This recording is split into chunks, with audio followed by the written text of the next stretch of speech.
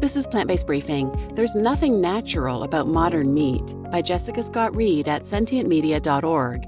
And I'm Marian Erickson, and this is the curated content plant-based podcast where I narrate a variety of articles on plant-based and vegan living with permission in about 10 minutes or less every weekday. And Sentient Media is one of the organizations who's given me permission to share their content, and I'm so grateful. I recommend following them on social media. And now let's get to today's Plant-Based Briefing. There's Nothing Natural About Modern Meat by Jessica Scott-Reid at sentientmedia.org.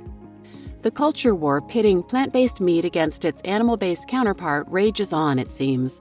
Plant-based alternatives are called ultra-processed, fake, and synthetic, juxtaposed against factory-farmed animal meat that's touted as all-natural and single-ingredient. How did we get here? One recent source of this conflict and the subsequent backlash to plant-based meat can be traced back to meat industry manipulation.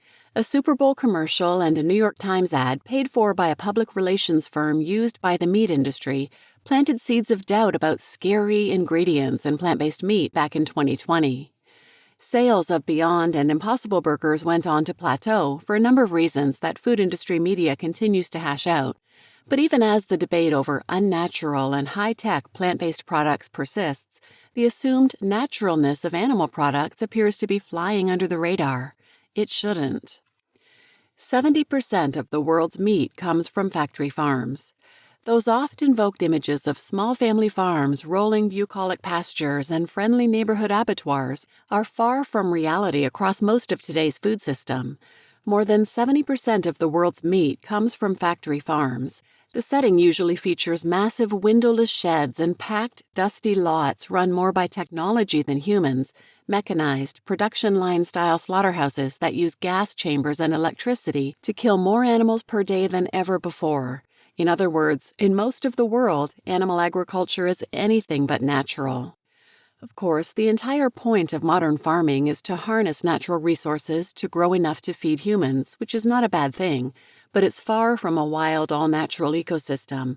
Perhaps more productive than measuring which foods are quote-unquote natural would be to measure how best to feed people humanely and justly while leaving actual nature alone as much as possible. Consider just how many farm animals populate the globe today. The number of livestock farms across the Western world has been in steady decline over the last 50 years. The number of animals, though, has drastically increased. The industry calls this efficiency, but many animal and environmental researchers see it as great cause for concern. Sometimes called confined animal feeding operations, CAFOs, or industrialized or intensive farming, the predominant method of producing meat and dairy today involves packing large numbers of animals into confined spaces or onto barren lots, a far cry from their natural habitats.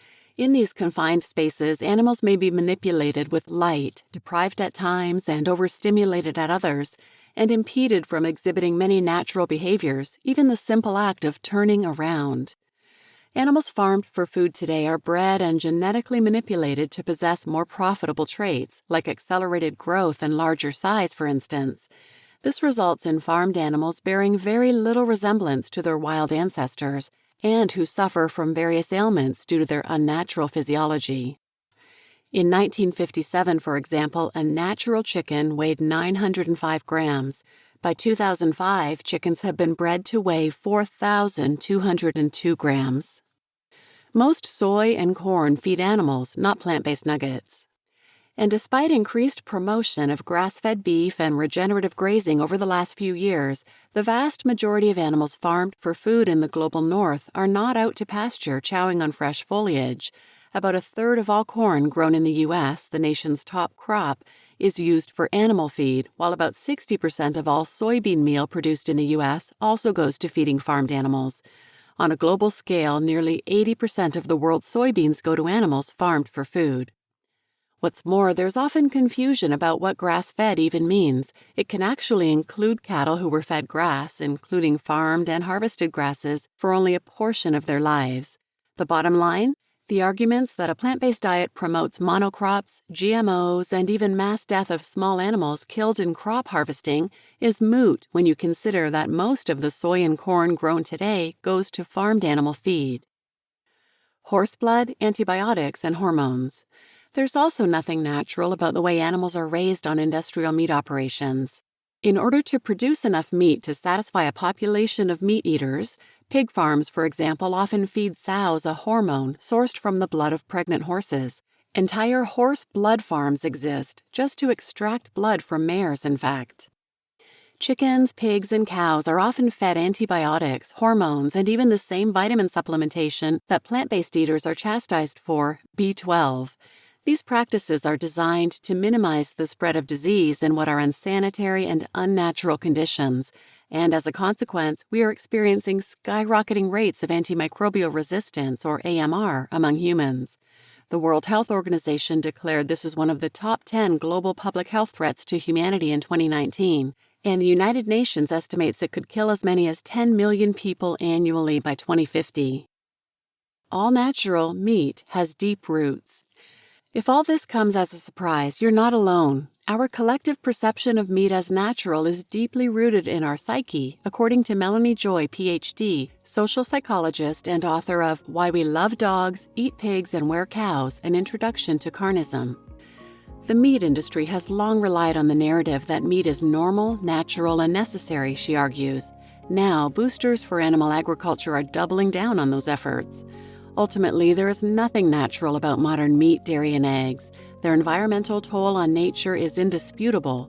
Wild ecosystems that are essential for keeping climate pollution and pandemics in check are being destroyed by industrial meat.